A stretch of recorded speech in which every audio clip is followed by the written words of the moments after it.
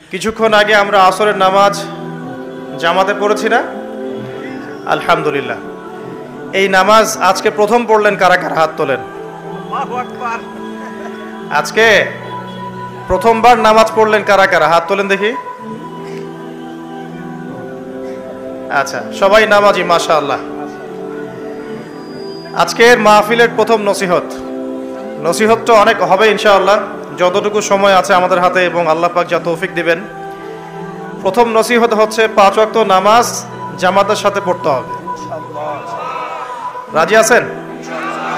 আল্লাহ পাক কবুল করুন, আমিন। একটা হাদিস বলি, তাহলে নামাজের গুরুত্ব আপনার মাথায় চলে আসবে ইনশাআল্লাহ। বলবো? হাদিসটা কঠিন। রাসূলুল্লাহ সাল্লাল্লাহু আলাইহি ওয়াসাল্লাম বলেছেন, যখন নবীর নাম উচ্চারিত হবে তখন বলবেন কি? সাল্লাল্লাহু আলাইহি ওয়াসাল্লাম।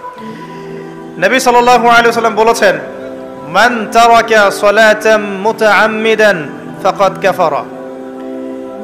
মান মানে যে কেউ, তারাকা মানে ছেড়ে দিল, ত্যাগ করলো, সালাতান মানে নামাজ, মুতাআম্মিদান মানে ইচ্ছাকৃতভাবে, ফাকাদ কাফারা সে ব্যক্তি কুফরি করলো।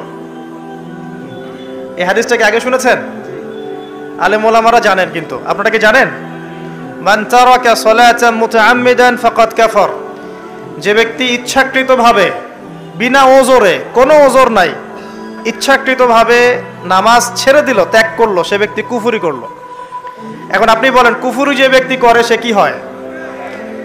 যদি আমরা ধরেও নেই সে মন থেকে নামাজ অস্বীকার করে না, অলসতা বশত পড়ে নাই, তারপরেও তো কাজটা ফাঁসে, কি তাই নয় কি?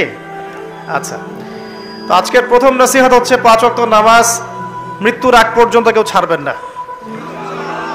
আমার সাথে ওয়াদা করেন যে ইনশাআল্লাহ আগামী যতদিন বেঁচে থাকবো 5 ওয়াক্ত নামাজ জামাতে পড়ার চেষ্টা করব, যদি জামাত না পাই একা পড়ার চেষ্টা করব।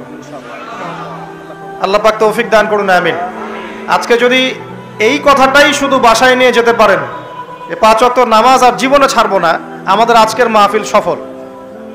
আর আজকে যদি অনেক কথাবার্তা হয় ওয়ার্ল্ড অ্যাফেয়ার্স নিয়ে, ইকোনমিক্স নিয়ে, শেষ জামানা নিয়ে, ঠিক আছে, আমাদের সমকালীন ফিতনাগুলো নিয়ে, কিন্তু দিন শেষে বাড়িতে যদি কিছু না নিয়ে যেতে পারেন তাহলে আলোচনায় এসে কোনো লাভ নাই।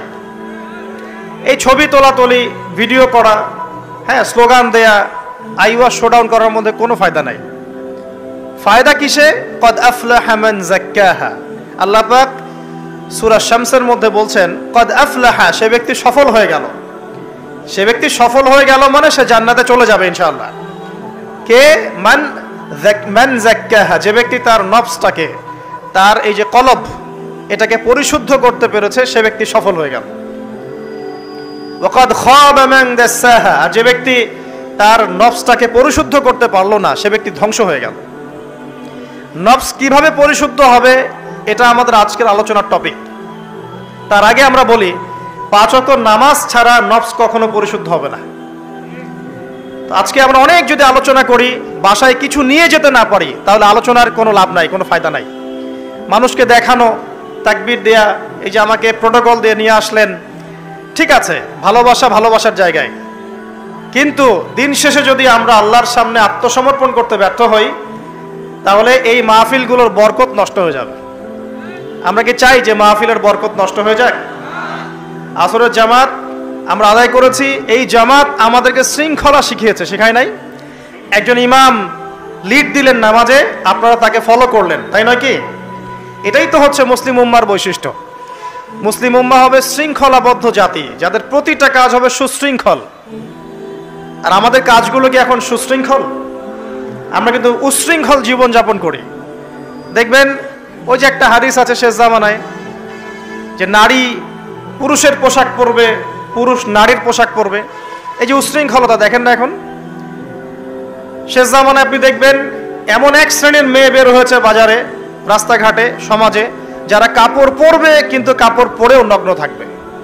এ কোনো হাদিস আমি বানিয়ে বলছি না, সবগুলো হাদিস সহিহ। এখন দলিল দিতে গেলে অনেক সময় চলে যাবে। তো উশৃঙ্খলতার যুগ, কাপড় পরে থাকাটা তাকওয়ার পোশাক, শালীনতা। আর এখনকার যুগটা চলছে কাপড় খোলার যুগ। কথা ঠিক না ঠিক বলেন? এখন মানুষ কাপড় খুলতে পারলে বেশি কমফোর্ট ফিল করে।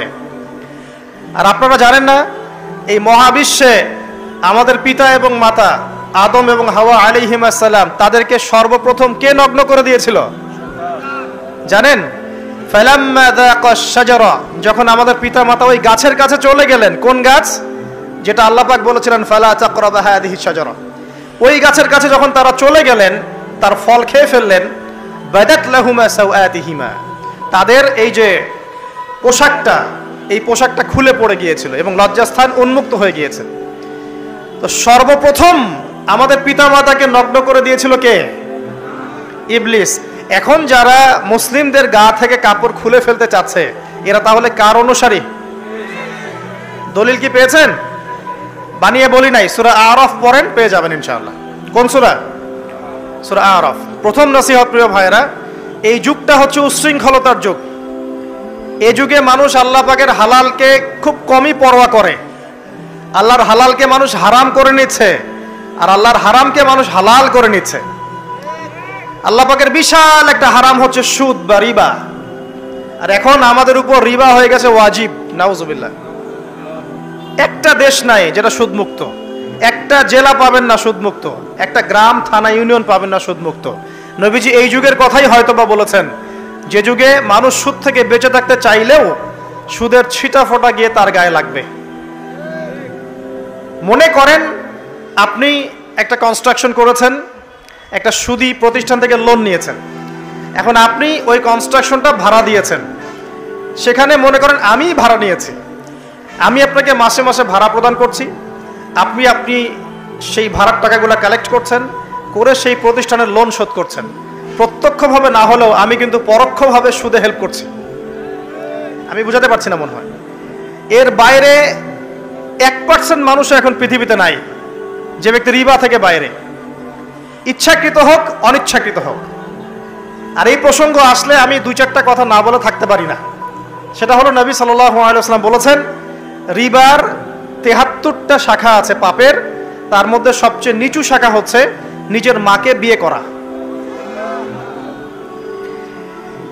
সহিহ বুখারীর একটা বর্ণনা এসেছে, যে ব্যক্তি 1 দিরহাম সুদ খায়, দিরহাম কি? রৌপ্য মুদ্রা। কোথায় আছে? জাদুঘরে। কোথায় আছে?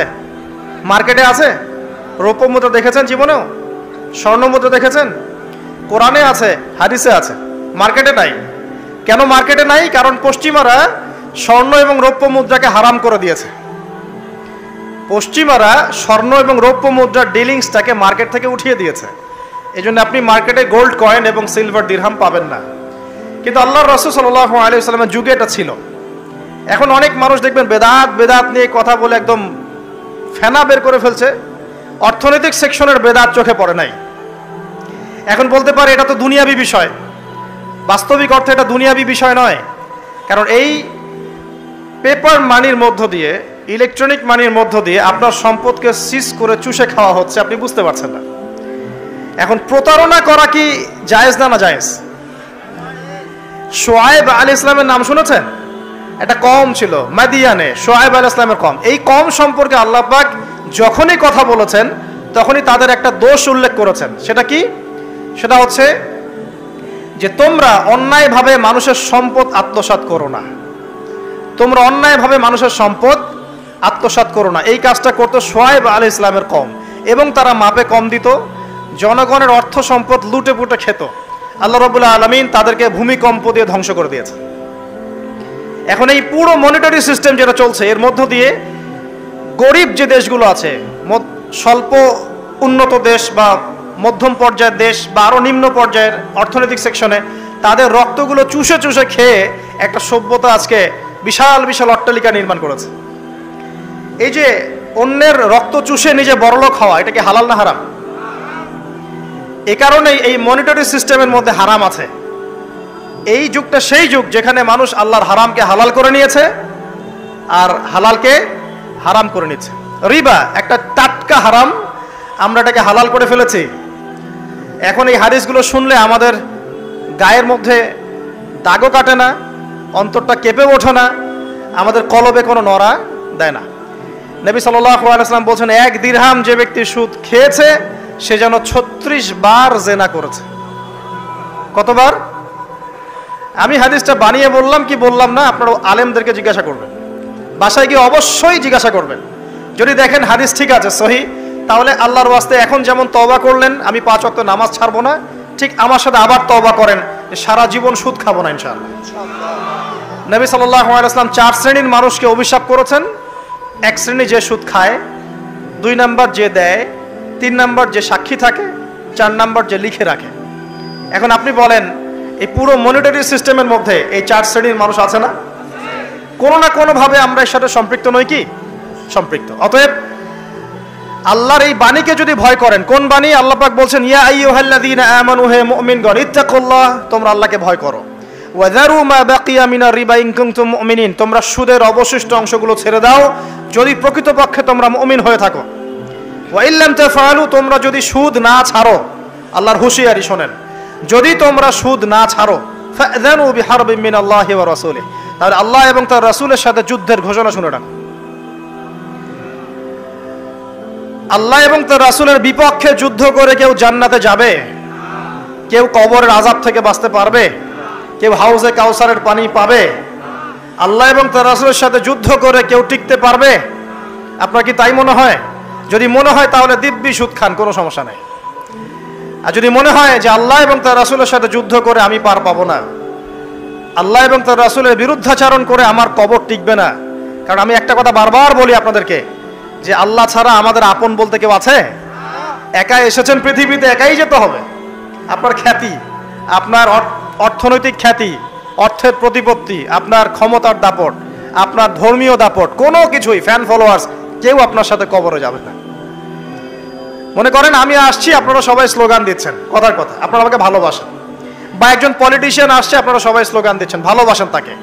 দিন শেষে ওই পলিটিশিয়ান একাই কবরে যাবে, দিন শেষে আপনিও একাই কবরে যাবেন, আমিও একাই কবরে যাব। আলটিমেটলি কি হলো? দুনিয়া এবং আখেরাতে আল্লাহ ছাড়া প্রকৃত বন্ধু আমাদের কেউ নাই, প্রকৃত মওলা কেউ নাই। সেই আল্লাহ এবং তার রাসূলের বিরুদ্ধাচরণ করে কেউ তার সাথে যুদ্ধ করে কবরে পার পাবে, এমনটা ভাবা বোকামি নয় কি? আল্লাহ পাক আমাদেরকে বোঝার তৌফিক দান।